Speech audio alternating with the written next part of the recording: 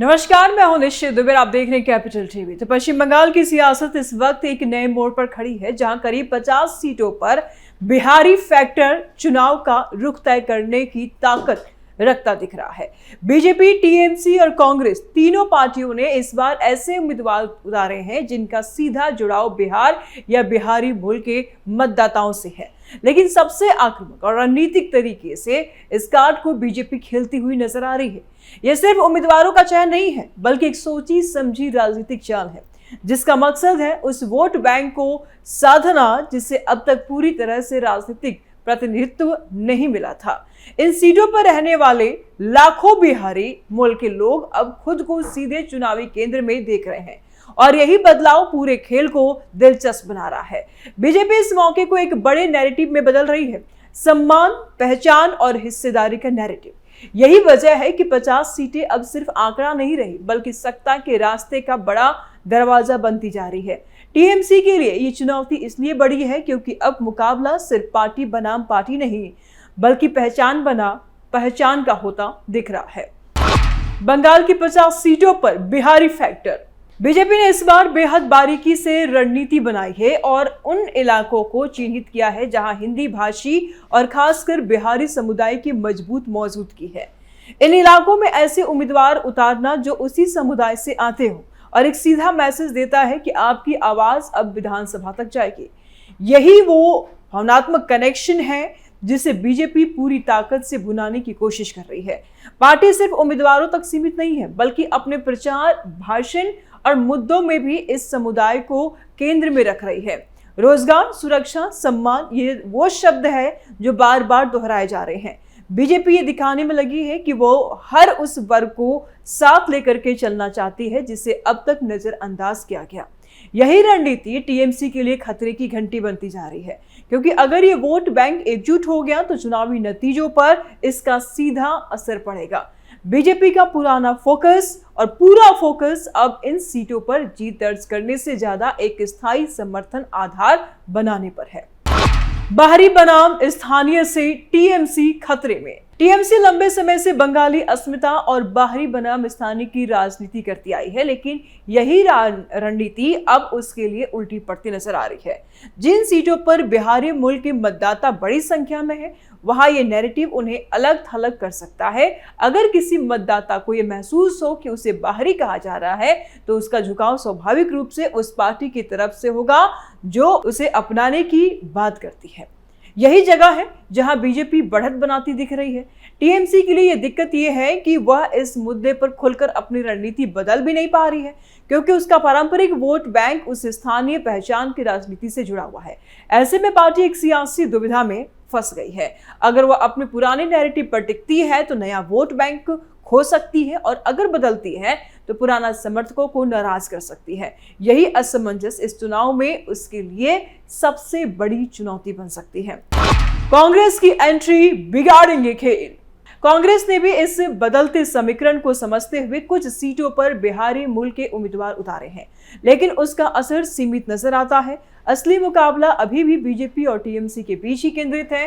कांग्रेस की मौजूदगी यहां एक वोट कटवा फैक्टर बन सकती है, जो खासकर टीएमसी के लिए नुकसानदायक साबित हो सकती है, क्योंकि अगर एंटी टीएमसी वोट बढ़ता है तो बीजेपी को सीधा फायदा मिल सकता है। कांग्रेस की रणनीति ये दिखाती है कि वो भी इस वोट बैंक को महत्व दे रही है, लेकिन संगठन और जमीन पर पकड़ के मामले में वह बीजेपी से भी काफी पीछे है।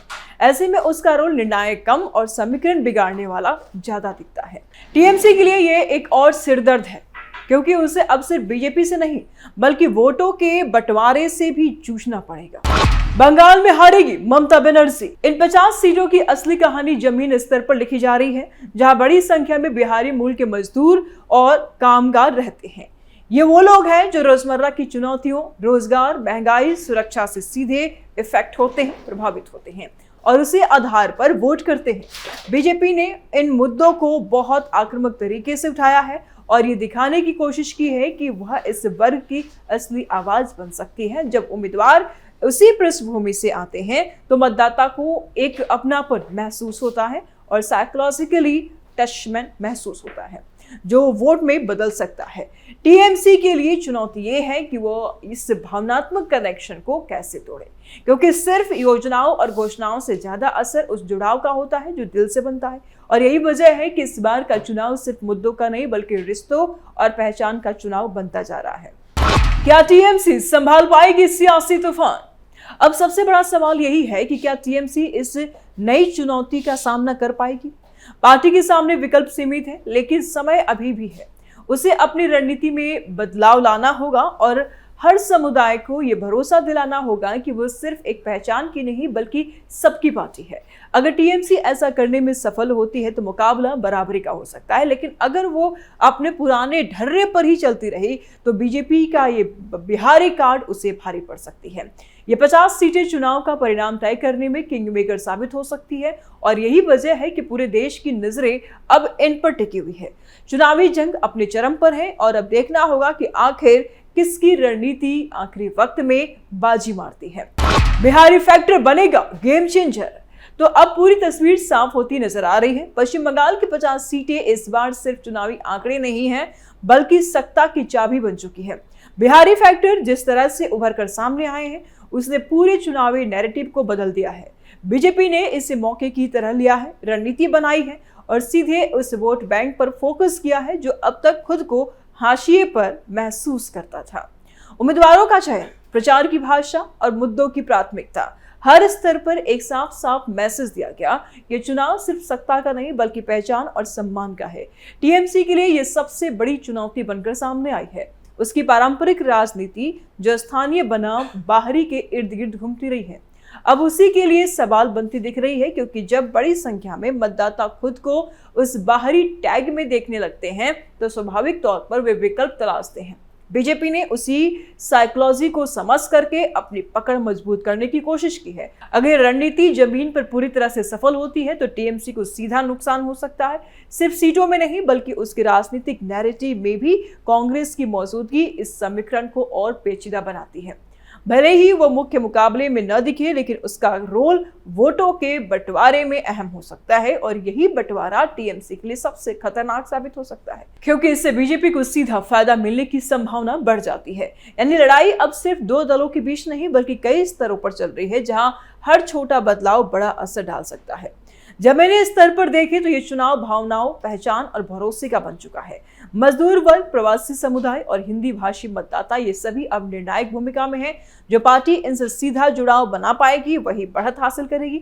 बीजेपी फिलहाल इस दिशा में आक्रामक नजर आ रही है, जबकि टीएमसी बचाव की स्थिति में दिखती है। अंत में यही कहा जा सकता है कि ये 50 सीटें चुनाव का टर्निंग पॉइंट बन सकता है। अगर बिहारी लड़ाके वाला दाव पूरी तरह से सफल हुआ तो ये टीएमसी के लिए एक बड़ा झटका साबित होगा, लेकिन राजनीति में आखिरी पल तक कुछ भी तय नहीं होता। टीएमसी अगर सही समय पर रणनीति बदलती है और इस वर्ग को साधने में सफल होती है तो खेल पलट भी सकता है। फिलहाल मुकाबला बेहद कांटे का है, दाव बहुत बड़े हैं और अब फैसला जनता के हाथ में है, तो तय करेगी कि इस बार बंगाल की सत्ता किसके सर सजने वाली है। वीडियो को लाइक करें, ज्यादा से ज्यादा शेयर करें और अपनी राय आप कमेंट बॉक्स में जरूर दें। चैनल को सब्सक्राइब करें। जल्द मिलते हैं नए अपडेट के साथ। दीजिए इजाजत, नमस्कार।